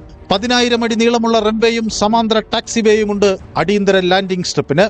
പാകിസ്ഥാന്റെ ദുർബലമായ വ്യോമ പ്രതിരോധ സംവിധാനമാണ് ഇന്ത്യ തുറന്നുകാട്ടിയത്. ഇന്ത്യൻ സൈന്യം പാകിസ്ഥാന്റെ വ്യോമ പ്രതിരോധ ഗ്രിഡിനെ വിജയകരമായി മറികടന്നു, തടസ്സപ്പെടുത്തി. സ്കാൾപ്പ് മിസൈലുകളും ഹമ്മർ ബോംബറുകളും ഘടിപ്പിച്ച ഇന്ത്യൻ റാഫേൽ ജെറ്റുകൾ നഷ്ടങ്ങളൊന്നുമില്ലാതെ ദൗത്യം നിർവഹിച്ചു. സാങ്കേതികവും തന്ത്രപരവുമായ മികവ് പ്രകടമാക്കി. ഇന്ത്യൻ സേനയുടെ സംയുക്ത യുദ്ധശേഷിയുടെ തെളിവാണ് നമ്മൾ നടത്തിയ ആക്രമണങ്ങൾ. സാധാരണക്കാരന്റെ സുരക്ഷ ഇന്ത്യൻ സേനയുടെ കൈകളിൽ ഭദ്രമെന്ന് ഉറപ്പായി. പാകിസ്ഥാന് തിരിച്ചൊന്നും ചെയ്യാൻ കഴിഞ്ഞില്ല.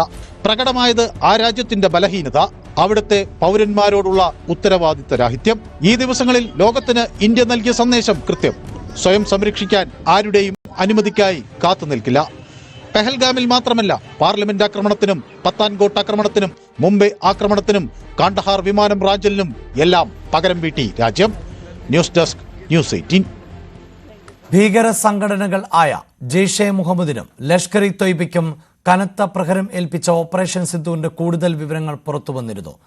ബഹാവൽപൂരിലെ ജെയ്ഷെ ആസ്ഥാനത്തിന്റെ ഇൻചാർജായ ഹാഫിസ് മുഹമ്മദ് ജമീൽ, മുദ്രിക്കയിലെ ലഷ്കർ ഇ തൈബ ആസ്ഥാനത്തിന്റെ ഇൻചാർജ് മുദാസിർ ഖാസ് ഉൾപ്പെടെ ഓപ്പറേഷനിൽ കൊല്ലപ്പെട്ട 5 ഭീകരരുടെ വിവരങ്ങൾ ആണ് പുറത്തുവന്നത്. ഇതിൽ ഹാഫിസ് മുഹമ്മദ് ജമീൽ മൗലാന മസൂദ് അസറിന്റെ സഹോദരി ഭർത്താവാണ്.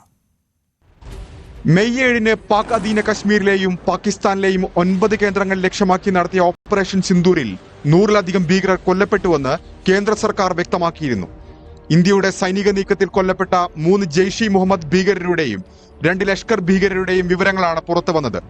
ഭീകരരുടെ പേരുവിവരങ്ങൾ ഇങ്ങനെ: മുദാസർ ഖാസ്, അബു ജുന്ദാൽ എന്ന പേരിലും ഈ ഭീകരൻ അറിയപ്പെടുന്നു. മുരീദ്കയിലെ ലഷ്കർ ഇ തൈബയുടെ ആസ്ഥാനത്തിന്റെ ഇൻചാർജായിരുന്നു. പാക് പട്ടാളത്തിന്റെ ബഹുമതിയോടെയായിരുന്നു സംസ്കാരം. സൈനിക മേധാവിക്ക് വേണ്ടിയും പാക് പഞ്ചാബ് മുഖ്യമന്ത്രി മറിയം നവാസിനു വേണ്ടിയും റീത്ത് സമർപ്പിക്കപ്പെട്ടു.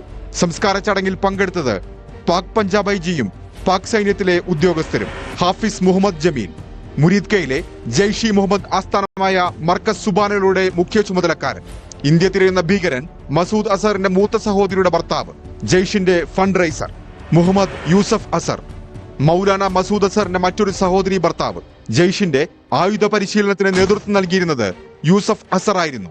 ഖാലിദ് അഥവാ അബു ആകാശ, ലഷ്കർ ഭീകരൻ, ജമ്മു കശ്മീരിലെ നിരവധി ഭീകരാക്രമണങ്ങളുടെ മുഖ്യ ആസൂത്രകൻ. കാണ്ഡഹാർ വിമാനറാഞ്ചലിലും പങ്ക്. ഫൈസലാബാദിൽ നടന്ന സംസ്കാര ചടങ്ങിൽ പാക് സൈനിക ഉദ്യോഗസ്ഥർ പങ്കെടുത്തു. മുഹമ്മദ് ഹസൻ ഖാൻ ജെയ്ഷെ മുഹമ്മദ് ഓപ്പറേഷണൽ കമാൻഡർ മുഫ്തി അസർ ഖാനിന്റെ മകൻ. കശ്മീരിൽ നടന്ന ഭീകരാക്രമണങ്ങളിൽ ഇയാൾക്ക് പങ്കുണ്ട്. ഓപ്പറേഷൻ സിന്ദൂരിൽ മസൂദ് അസറിന്റെ സഹോദരനും കാണ്ഡഹാർ വിമാനറാഞ്ചലിന്റെ മുഖ്യ ആസൂത്രകനുമായ അബ്ദുൾ റൌഫ് അസർ കൊല്ലപ്പെട്ട വിവരം നേരത്തെ പുറത്തു വന്നിരുന്നു. National desk, news 18. ജമ്മുവിലെ RS-പുരയിൽ അന്താരാഷ്ട്ര അതിർത്തിക്കടുത്ത പാകിസ്ഥാനുമായുണ്ടായ ഏറ്റുമുട്ടലിൽ BSF ജവാന് വീരമൃത്യു. BSF sub inspector Muhammad Imtiaz ആണ് രാജ്യത്തിനു വേണ്ടി ജീവൻ ബലിയർപ്പിച്ചത്. കഴിഞ്ഞ ദിവസം നടന്ന ഏറ്റുമുട്ടലിൽ ആണ് ഇദ്ദേഹത്തിന് വെടിയേറ്റത് എന്നാണ് BSF വ്യക്തമാക്കുന്നത്. അതിർത്തി മേഖലയിലെ ഇന്ത്യൻ പോസ്റ്റിന്റെ നേതൃത്വത്തിൽ BSF സംഘത്തെ നയിക്കുന്നതിന് ഇടയിലായിരുന്നു ആക്രമണം ഉണ്ടായത്. ഭീകരതയ്ക്ക് ഒപ്പം ഇന്ത്യയെ വർഗീയ വിഭജനത്തിലേക്ക് തള്ളിവിടാനുള്ള ശ്രമങ്ങൾ കൂടി ഉൾച്ചേർന്നതായിരുന്നു പഹൽഗാം ഭീകരാക്രമണം. പേരും മതവും ചോദിച്ച വെടിവെച്ച ഭീകരർ ഇന്ത്യയിലെ ആരാധനാലയങ്ങൾ ലക്ഷ്യമിട്ട പാക് മിസൈലുകൾ, പാകിസ്ഥാൻ പടച്ചുവിട്ട കള്ളപ്രചാരണങ്ങൾ എല്ലാം ലക്ഷ്യമിട്ടത് ഇന്ത്യയെ മതപരമായി ഭിന്നിപ്പിക്കാനായിരുന്നു. കശ്മീരിന്റെ സൗന്ദര്യം ആസ്വദിക്കാൻ നിന്നവരുടെ അടുത്തേക്ക് വന്ന ഭീകരർ അവരുടെ മതം ചോദിച്ചു. തിരിച്ചറിയൽ കാർഡുകൾ പരിശോധിച്ചു. പുരുഷന്മാരെ ബന്ധുക്കളുടെ മുന്നിലിട്ട് വെടിവെച്ചു കൊന്നു. ഭർത്താവിനെ കൊല്ലുമ്പോൾ തന്നെയും കൂടി വധിക്കൂ എന്ന് പറഞ്ഞ ഭാര്യയെ മോദിയെ വിവരമറിയിക്കാനായി പറഞ്ഞയച്ചു. 26 പുരുഷന്മാരുടെ ജീവനെടുത്ത ഭീകരാക്രമണം രാജ്യത്തെ ഞെട്ടിച്ചത് മതം തെരഞ്ഞു നടത്തിയ ആക്രമണമെന്ന നിലയിൽ കൂടിയാണ്. ഇന്ത്യ എന്ന മതനിരപേക്ഷ രാജ്യം ആ വെല്ലുവിളിയെ സംയമനത്തോടെ നേരിട്ടു. ഭീകരതയ്ക്കെതിരെ ഒറ്റക്കെട്ടായി. രാഷ്ട്രീയവും മതപരവുമായ ഭിന്നതകളിലും ഓരോ പൌരനെയും കൂട്ടിയിണക്കുന്ന ഇന്ത്യക്കാരനെന്ന വികാരത്തിൽ രാജ്യം കരുത്തോടെ നിന്നു. ഭീകരതയ്ക്ക് കനത്ത തിരിച്ചടി നൽകണമെന്ന് ഓരോരുത്തരും ആഗ്രഹിച്ചു. ഉചിതമായ സ്ഥലത്തും സമയത്തും സൈന്യം മറുപടി നൽകുന്നത് ദിനമെണ്ണി കാത്തിരുന്നു. മെയ് 7 പുലർച്ചെ ഇന്ത്യൻ സൈന്യം പാക് ഭീകരരുടെ കുലം തകർത്ത് ആ കൃത്യം നിർവഹിച്ചു. ഇന്ത്യൻ സ്ത്രീകളുടെ സിന്ദൂരം മായ്ച്ച ഭീകരതയ്ക്ക് ഓപ്പറേഷൻ സിന്ദൂറിലൂടെ മറുപടി. ആ തിരിച്ചടി ലോകത്തെ അറിയിച്ചത് മേജർ സോഫിയ ഖുറേഷിയും വിംഗ് കമാൻഡർ വ്യോമിക സിംഗും തോളോട് തോൾ ചേർന്ന്. ഒരുപാട് പ്രതീകാത്മക തലങ്ങളുള്ള ഇന്ത്യ എന്തെന്ന് ലോകത്തോട് പറയുന്ന മറുപടി. ऑपरेशन सिंदूर 22 अप्रैल को पहलगाम में हुए विभत्स आतंकवादी हमले के शिकार मासूम नागरिकों व उनके परिवारों को न्याय देने के लिए लॉन्च किया गया था. इस कार्रवाई में 9 टेररिस्ट कैंप्स को टारगेट किया गया और पूरी तरह से इसे बर्बाद किया गया. ഭീകരരെ കൊന്നതിന് ആക്രമണം കടുപ്പിച്ച പാകിസ്ഥാൻ ലക്ഷ്യമിട്ടത് ഇന്ത്യൻ ആരാധനാലയങ്ങൾ. അമൃത്സറിൽ സിഖ് ഗുരുദ്വാരകൾ ആക്രമിച്ച പാകിസ്ഥാൻ ഇന്ത്യ സ്വയം ആക്രമിച്ചുവെന്ന കള്ളക്കഥ സമൂഹ മാധ്യമങ്ങൾ വഴി പടച്ചുവിട്ടു. ഇന്ത്യൻ വിദേശകാര്യ മന്ത്രാലയം ആ കള്ളക്കഥ പൊളിച്ചുകാട്ടി. Again, we have seen the Pakistani side targeting and shelling places of worship with a particular design. This includes gurdwaras, these convents and temples. This is a new low even for Pakistan. ഇന്ത്യയിലും സൈന്യത്തിനുള്ളിൽ പോലും മതപരമായ ഭിന്നിപ്പിന് ലക്ഷ്യമിട്ടുണ്ടായ പാകിസ്ഥാന്റെ കള്ളപ്രചാരണം ഇന്ത്യക്കാർ പുച്ഛത്തോടെ തള്ളി. വെടിനിർത്തൽ പ്രഖ്യാപനം രാജ്യത്തെ അറിയിക്കാനും സോഫിയ ഖുറേഷിയും വ്യോമിക സിംഗും ഒരുമിച്ചെത്തി. പാകിസ്ഥാന്റെ കള്ളക്കഥകൾ തള്ളിപ്പറഞ്ഞു. വാർത്താസമ്മേളനത്തിനൊടുവിൽ സോഫിയ ഖുറേഷി ഇങ്ങനെ പറഞ്ഞു നിർത്തി. मैं इससे बिल्कुल स्पष्ट करना चाहती हूँ कि India is a secular nation और हमारी सेना भारत के कॉन्स्टिट्यूशनल वैल्यूज की एक बहुत प्यारी झलक है. തോക്കു ചൂണ്ടി ജീവനെടുക്കാനെത്തുന്ന ഭീരുക്കളും അവരുടെ സംരക്ഷക രാജ്യവും മനസ്സിലാക്കണം. ഇന്ത്യ മതേതര രാജ്യമാണ്.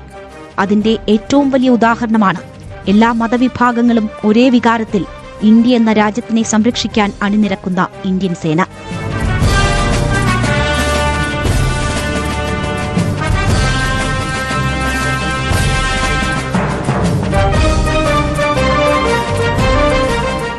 News desk, news 18. ബംഗ്ലാദേശിൽ മുഹമ്മദ് യൂനിസിന്റെ നേതൃത്വത്തിലുള്ള ഇടക്കാല സർക്കാർ മുൻ പ്രധാനമന്ത്രി ഷെയ്ഖ് ഹസീനയുടെ പാർട്ടിയായ അവാമി ലീഗിനെ നിരോധിച്ചു. ഭീകരവിരുദ്ധ നിയമപ്രകാരമാണ് അവാമി ലീഗിനെ നിരോധിച്ചത്. നിരോധനം സംബന്ധിച്ച ഔദ്യോഗിക ഗസറ്റ് വിജ്ഞാപനം അടുത്ത പ്രവൃത്തി ദിവസം പുറപ്പെടുവിക്കുമെന്ന് പ്രധാനമന്ത്രിയുടെ ഓഫീസ് അറിയിച്ചു. ബംഗ്ലാദേശിലെ അന്താരാഷ്ട്ര കുറ്റകൃത്യ ട്രൈബ്യൂണലിൽ അവാമി ലീഗിന്റെ വിചാരണ പൂർത്തിയാകുന്നതുവരെ നിരോധനം തുടരുമെന്നാണ് സ്ഥിരീകരിച്ചിട്ടുള്ളത്. രാജ്യത്തിന്റെ സുരക്ഷയും പരമാധികാരവും സംരക്ഷിക്കുക എന്ന ലക്ഷ്യത്തോടെയാണ് അവാമി ലീഗിനെ നിരോധിച്ചത് എന്നും സർക്കാർ വ്യക്തമാക്കിയിട്ടുണ്ട്. കാശ്മീർ പ്രശ്നം പരിഹരിക്കാൻ ഇടപെടുമെന്ന് American president Donald Trump. India Pak വെടിനിർത്തൽ യാഥാർത്ഥ്യമാക്കാൻ കഴിഞ്ഞതിൽ അഭിമാനമുണ്ട്. ചരിത്രപരമായ തീരുമാനം ആണിത്. ഇന്ത്യയും പാകിസ്ഥാനും ആയി അമേരിക്ക വ്യാപാര ബന്ധം ശക്തിപ്പെടുത്തുമെന്നും ട്രംപ് പോസ്റ്റിൽ പറയുന്നുണ്ട്. മനു ഭരത്താണ് വാർത്തയുടെ വിശദാംശങ്ങളുമായി ചേരുന്നത്. മനു, ഇന്ത്യ പാക് വെടിനിർത്തൽ പ്രാബല്യത്തിലായി എന്ന കാര്യം ആദ്യം വ്യക്തമാക്കിയത് ഡൊണാൾഡ് ട്രംപാണ്. എന്നാൽ ഇന്ത്യ അത്തരം സ്ഥിരീകരണത്തിലേക്കൊന്നും പോയില്ല. പക്ഷേ ഷഹബാസ് ഷെരീഫിന്റെ അഭിസംബോധനയിലടക്കം പാകിസ്ഥാന് നന്ദി പറയുന്ന സാഹചര്യവുമുണ്ട്. ഇപ്പോഴിതാ അമേരിക്ക ഈ വിഷയത്തിൽ ഇടപെടാൻ ഒരുക്കമാണ് എന്ന് പറയുമ്പോൾ അതിനെ എങ്ങനെയാണ് നോക്കിക്കാണേണ്ടത്? പ്രത്യേകിച്ച് ചൈനയുമായി വലിയ അടുപ്പം പുലർത്തുന്ന, അല്ലെങ്കിൽ ചൈന വലിയ തോതിൽ നിക്ഷേപം നടത്തിയിട്ടുള്ള രാജ്യം ആണ് പാകിസ്ഥാൻ. ആ ചൈനയുമായി ഒരു ട്രേഡ് വാറിൽ കൂടി ഏർപ്പെട്ടിട്ടുള്ള രാജ്യം ആണ് അമേരിക്ക. അമേരിക്കയുടെ ഏറ്റവും നല്ല സുഹൃത്താണ് ഇന്ത്യ എന്ന് അമേരിക്ക പറയുകയും ചെയ്യുന്നുണ്ട്. പക്ഷേ പാകിസ്ഥാനും അടുത്ത സുഹൃത്ത് എന്ന് പറഞ്ഞു വെക്കുമ്പോൾ അവിടെ തന്ത്രപരമായ ചില നീക്കങ്ങൾ കൂടിയാണ് ട്രംപിന്റെ ഭാഗത്ത് നിന്നുണ്ടാകുന്നത് എന്നല്ലേ മനസ്സിലാക്കേണ്ടത്? അഭിലാഷ്, ഇവിടെ തന്ത്രപരമായൊരു നീക്കം ട്രംപിന്റെ ഭാഗത്ത് ഉണ്ടാകുന്നു എന്ന് പറയുമ്പോൾ തന്നെയും അതിനപ്പുറത്തേക്ക് ഇന്ത്യ അതൊന്നും അംഗീകരിക്കുന്നില്ല എന്ന കാര്യം കഴിഞ്ഞ ദിവസം തന്നെ വ്യക്തമായിരുന്നു. ട്രംപിന്റെ ഇടപെടലിനെ കുറിച്ച് ഒരു പ്രതികരണം നടത്താൻ ഇന്ത്യയില്ല. മാത്രവുമല്ല, രാജ്യം വ്യക്തമാക്കിയ ഒരു സുപ്രധാനമായ കാര്യം, സ്വന്തം സുരക്ഷയുടെ കാര്യം വരുമ്പോൾ മറ്റാരുടെയും അനുമതി കാത്തു നിൽക്കാതെ കൃത്യമായി പ്രതികരിക്കുന്ന ഒരു രാജ്യമാണ് ഇന്ത്യ. ഇവിടുത്തെ പൗരന്മാരുടെയും രാജ്യത്തിൻ്റെ അഖണ്ഡതയും അതുപോലെ പരമാധികാരവും സംരക്ഷിക്കാൻ ഏതറ്റം വരെയും പോവുക എന്നത് ഇന്ത്യൻ നിലപാടാണ്. പക്ഷേ ഇന്ത്യ എത്രയോ കാലങ്ങളായി, ഇന്ത്യ സ്വാതന്ത്ര്യം ലഭിച്ച് ഒരു ഇന്ത്യൻ ജനാധിപത്യ സർക്കാർ ഉണ്ടായ ഘട്ടം മുതൽ തന്നെ എടുത്ത ഒരു വളരെ ശക്തമായൊരു നിലപാട്, നമ്മൾ മറ്റൊരു രാജ്യത്തെ കടന്നാക്രമിക്കുകയോ കീഴ്പ്പെടുത്തുകയോ അധിനിവേശം ചെയ്യുകയോ ഇല്ല എന്ന നിലപാടാണ്. പക്ഷേ പാകിസ്ഥാൻ ആ നിലപാടല്ല. അവർ ഈ അഗ്രഷൻ എന്നത് ഒരു നിലപാടായി എടുത്തിരിക്കുന്നു. പ്രത്യേകിച്ച് കാശ്മീരിൻ്റെ ഒരു ഭാഗം കൈയടക്കി വെച്ചിരിക്കുന്നു. അതുകൂടാതെ ഈ ഗിൽഗിത് ബാൾട്ടിസ്ഥാൻ തുടങ്ങിയ മേഖലകളിലെല്ലാം കയ്യേറ്റം നടത്തുന്നു. കിട്ടിയ ഭാഗം കിട്ടിയ ഭാഗം ഒരു വലിയ ഭാഗം ചൈനയ്ക്ക് കൊടുക്കുകയും ഒക്കെ ചെയ്യുന്നു. അപ്പോൾ അങ്ങനെ ഒരു ജൈവികമായ ആ രാജ്യത്തിന് ആ മണ്ണിനോടൊരു താല്പര്യമില്ല എന്നതിൻ്റെ പ്രകടനം കൂടിയാണ് ഇത്. പക്ഷേ ഇന്ത്യ ഇവിടെ അടിവരയിട്ട് പറഞ്ഞുറപ്പിക്കുന്ന ഒരു സുപ്രധാനമായ കാര്യം, ഇന്ത്യയുടെ അവിഭാജ്യ ഘടകമാണ് കാശ്മീർ എല്ലാ കാലത്തും ഇന്ത്യയുടെ അവിഭാജ്യ ഘടകമായിരുന്നു. ഇനിയും അങ്ങനെ തന്നെ തുടരും. അതിൽ ഒരു വിട്ടുവീഴ്ചയും ഇല്ല. രാജ്യത്തിന് അതിൽ വളരെ കൃത്യമായൊരു നിലപാടുണ്ട്. പാകിസ്ഥാൻ ആ കയ്യേറ്റം ഒഴിഞ്ഞു പോവുകയാണ് അതിലെ പ്രധാന കാര്യം. അതിന് ഉഭയകക്ഷി ചർച്ചകളാണ് ഇന്ത്യ കണ്ടെത്തുന്ന മാർഗം. ട്രംപിൻ്റെ ഇടപെടൽ കൊണ്ട് അതിൽ നിന്നൊരു വിട്ടുവീഴ്ചയിലേക്ക് ഒരു പക്ഷേ ഏത് തരത്തിലുള്ള സമ്മർദ്ദം ഉണ്ടായാലും രാജ്യം തയ്യാറാകില്ല എന്നത് തന്നെയാണ് ഇവിടെ വ്യക്തമാക്കുന്നത്. പക്ഷേ ഇതൊരു സൂചനയാണ്. ആഗോള തലത്തിൽ ഈ കശ്മീർ വിഷയം വീണ്ടും ശ്രദ്ധയാകർഷിക്കുന്നു എന്നത്, അത് വീണ്ടും ചർച്ചയാകുന്നു എന്നത്, പാകിസ്ഥാൻ അവിടെ കയ്യേറ്റം നടത്തിയെന്നത് ഒക്കെ വീണ്ടും ആഗോളതലത്തിൽ ചർച്ചയാകുന്ന ഒരു സാഹചര്യം ഉണ്ടാകുന്നു എന്നതാണ് ഇവിടെ ഏറ്റവും സുപ്രധാനം. മറ്റൊന്ന്, നമ്മുടെ ജമ്മു കശ്മീരിൽ ഇന്ത്യൻ സർക്കാർ നടത്തുന്ന പ്രവർത്തനങ്ങൾ അവിടെ ജനങ്ങളുടെ ജനജീവിതം കൂടുതൽ സുഗമമാക്കുകയും മെച്ചപ്പെടുത്തുകയും ഒക്കെ ചെയ്യുന്നു എന്നതിന് ചിത്രം ലോകത്ത് വ്യക്തമാകുന്നു. അതേസമയം പാക് അധീനതയിൽ ഉള്ള പ്രദേശങ്ങൾ തീവ്രവാദികളെ അടവച്ച് വിരിയിപ്പിക്കുന്ന കേന്ദ്രങ്ങളായി മാത്രം ചുരുങ്ങുന്നു എന്നതുകൂടിയാണ് ഇവിടെ ശ്രദ്ധ. അപ്പോൾ ഡൊണാൾഡ് ട്രംപിൻ്റെ ഈ നിലപാട്, ഡൊണാൾഡ് ട്രംപ് ഇതിൽ തന്നെ ഒരു കാര്യം വ്യക്തമാക്കുന്നു, ഒരു പ്രശ്നപരിഹാരത്തിന് ഒരുപക്ഷെ 1000 വർഷം എടുത്താലും അതിനുവേണ്ടിയുള്ള ശ്രമങ്ങളിൽ താനും പങ്കാളിയാകും എന്ന് പറയുന്നു. ഏതായാലും ഡൊണാൾഡ് ട്രംപ് ഒരു ആഗോള പോലീസ് എന്ന തലത്തിലേക്ക് തന്നെയാണ് കാര്യങ്ങൾ നിൽക്കുന്നത്. രണ്ട് രാജ്യങ്ങൾ തമ്മിലുള്ള പ്രശ്നം താൻ ഇടപെട്ട് പരിഹരിച്ചു എന്ന് ഡൊണാൾഡ് ട്രംപ് പറയുമ്പോൾ ഇന്ത്യക്ക് എതിരെയുള്ള ആക്രമണങ്ങളെ ചെറുക്കും. പക്ഷെ അങ്ങോട്ടേക്ക് ആക്രമിക്കുന്നത് നമ്മുടെ നയമല്ലാത്തതുകൊണ്ട് അത് നിർത്തേണ്ടത് ഡീഎസ്കലേഷൻ എന്നത് പാകിസ്ഥാന്റെ മാത്രം തീരുമാനമാണ് എന്നാണ് നമ്മൾ വ്യക്തമാക്കിയിട്ടുള്ളത്. തീർച്ചയായും ഈ ഘട്ടത്തിൽ നരേന്ദ്രമോദിയെക്കുറിച്ച്, ഇന്ത്യയെക്കുറിച്ച് ഡൊണാൾഡ് ട്രംപ് നേരത്തെ പറഞ്ഞൊരു വീഡിയോ, അത് നേരത്തെയൊക്കെ വലിയ വൈറൽ ആയിരുന്നു. ഇന്ത്യയുമായി അടുത്ത സൗഹൃദം പുലർത്തുന്നതിൻ്റെ അടിസ്ഥാനത്തിൽ നേരത്തെ ഇന്ത്യയിലെ ചില വിഷയങ്ങൾ, അതിർത്തി പ്രശ്നങ്ങൾ, കശ്മീർ പോലെയുള്ള വിഷയങ്ങളിൽ ഒക്കെ ഇടപെടാം എന്ന് അന്ന് ഈ ഡൊണാൾഡ് ട്രംപ് പറയുകയും, എന്നാൽ അത്തരം കാര്യങ്ങളിലൊന്നും ഇടപെടേണ്ട, ഇന്ത്യയുടെ കാര്യങ്ങൾ ഇന്ത്യ തന്നെ നോക്കിക്കൊള്ളാം എന്നായിരുന്നു മോദി നൽകിയ മറുപടിയെന്നും ഇന്ത്യയുടെ ആഭ്യന്തര വിഷയങ്ങളിൽ ഇടപെടേണ്ടതില്ല എന്ന് അദ്ദേഹം പറഞ്ഞതുമായുള്ള ഒരു വീഡിയോ പണ്ട് നേരത്തെ ഇതേ ഡൊണാൾഡ് ട്രംപിൻ്റെതായി തന്നെ പുറത്തിറങ്ങിയിട്ടുണ്ട്. അപ്പോൾ മനു, അത് മനസ്സിലാക്കേണ്ടത് എന്താണ്? ഇപ്പോൾ ഇന്ത്യയുടെ പരമാധികാരം, ഇന്ത്യയുടെ ഭൂവിഭാഗം, അതിന്മേലുള്ള തീരുമാനങ്ങൾ ഇന്ത്യ തന്നെ കൈക്കൊള്ളും. അതിൽ ഇന്ത്യ തീരുമാനമെടുക്കും. പാകിസ്ഥാനുമായി വെടിനിർത്തൽ ആവശ്യമെങ്കിൽ അത് ഇന്ത്യ തീരുമാനിക്കും. അങ്ങനെ ഒരു നിലപാട് ഇതിനു മുമ്പും ഇന്ത്യ സ്വീകരിച്ചിട്ടുണ്ട്. ഇനിയും അതിൽ മാറ്റമില്ല എന്നല്ലേ ഈ വിഷയങ്ങളിലടക്കം ഇന്നലെ നടന്ന വാർത്താ സമ്മേളനത്തിൽ ഉൾപ്പെടെ അമേരിക്കയുടെ പേര് പരാമർശിക്കാതെ നടത്തിയ വാർത്താ സമ്മേളനത്തിൽ നിന്നൊക്കെ നമ്മൾ വായിച്ചെടുക്കേണ്ടത്? അതെ, കാരണം ഈ പെഹൽഗാമിൽ നിരപരാധികൾക്ക് നേരെ ക്രൂരമായ ആക്രമണം നടക്കുമ്പോഴും അതിന് പുറകിൽ പാകിസ്ഥാനാണ് എന്ന് വ്യക്തമാകുമ്പോഴും ഇന്ത്യ ആ തീവ്രവാദികളെ തെരഞ്ഞുപിടിച്ച്, അതായത് ഇന്ത്യ ആക്രമിച്ചവരെ തിരഞ്ഞുപിടിച്ച് ഇന്ത്യൻ ജനതയ്ക്കെതിരെ വെടിയുതിർത്തവരെ തെരഞ്ഞുപിടിച്ച് തിരിച്ചാക്രമിക്കുക എന്നൊരു നടപടിയാണ് ആദ്യഘട്ടത്തിൽ സ്വീകരിച്ചത്.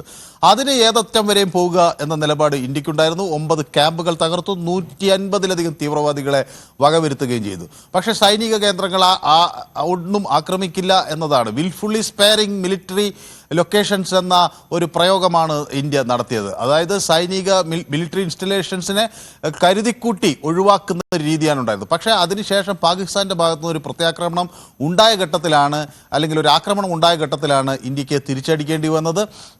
അതിനപ്പുറത്തേക്ക് ഒരു അഗ്രഷൻ, വാർ, യുദ്ധം എന്നത് ഇന്ത്യയുടെ നയമല്ല. പക്ഷേ ഇവിടെ ആക്രമിച്ചാൽ തിരിച്ചടിക്കും എന്ന കാര്യം ഉറപ്പാണ്. ജമ്മു കശ്മീരിൻ്റെ കാര്യത്തിൽ ഇന്ത്യക്ക് കൃത്യമായ ഒരു നിലപാടുണ്ട്. അത് കാലങ്ങളായി ഉള്ളതാണ്. ആ ജമ്മു കശ്മീർ എന്നത് മുഴുവനായും പാകിസ്ഥാൻ അധിനിവേശപ്പെടുത്തി കൈവശം വെച്ചിരിക്കുന്ന ആ പ്രദേശം ഉൾപ്പെടെ മുഴുവനായും ഇന്ത്യയുടെ ഭാഗമാണ്. ആ പ്രദേശത്ത് നിന്ന് അത് ഒഴിഞ്ഞു പോകണം. അതിനൊരു മിലിറ്ററി രീതിയല്ല ഇവിടെയും ഇന്ത്യ പ്രയോഗിക്കുന്നത്. അത് ഒരു ഉഭയകക്ഷി ചർച്ചകളിലൂടെ ഉള്ള ഒരു പ്രശ്ന പരിഹാരം എന്ന തരത്തിൽ തന്നെയാണ് ഇന്ത്യ മുന്നോട്ട് വയ്ക്കുന്നത്. അല്ലാത്ത പക്ഷം ഇത് ഒരുപക്ഷെ അതിൻ്റെ പേരിൽ ഒരു ആക്രമണം നടത്താനോ ഒരു സൈനിക നീക്കം നടത്താനോ എന്നതിനപ്പുറത്തേക്ക് അത് അവിടുത്തെ ജനങ്ങളുടെ കൂടി വിശ്വാസത്തിലെടുത്തുകൊണ്ട് അവരെ കൂടി ഇതിൻ്റെ ഭാഗമാക്കിക്കൊണ്ടുള്ളൊരു നീക്കം ആണ് ഇന്ത്യ പ്രതീക്ഷിക്കുന്നത്. പാകിസ്ഥാനിൽ പലയിടത്തും ആഭ്യന്തര കലാപങ്ങൾ പൊട്ടിപ്പുറപ്പെടുന്ന ഒരു സാഹചര്യത്തിൽ പാക് അധിനിവേശ കശ്മീരിലെ ജനങ്ങളെ കൂടി വിശ്വാസത്തിലെടുത്തുകൊണ്ടുള്ളൊരു നീക്കമാണ്. തീർച്ചയായും അങ്ങനെ മാത്രമേ ഇന്ത്യ ഈ വിഷയത്തിൽ, അതായത് പാകിസ്ഥാനുമായി വെടിനിർത്തൽ കരാറിൽ ഏർപ്പെട്ടുവെങ്കിൽ പോലും ഇന്ത്യ കൃത്യമായ നിലപാടുകളുമായി തന്നെയായിരിക്കും പോവുക, പ്രത്യേകിച്ച് പാകിസ്ഥാൻ വിഷയത്തിൽ. വാർത്തയുടെ വിശദാംശങ്ങൾ ആണ് മനു ഭരത് നൽകിയത്. 9 മണി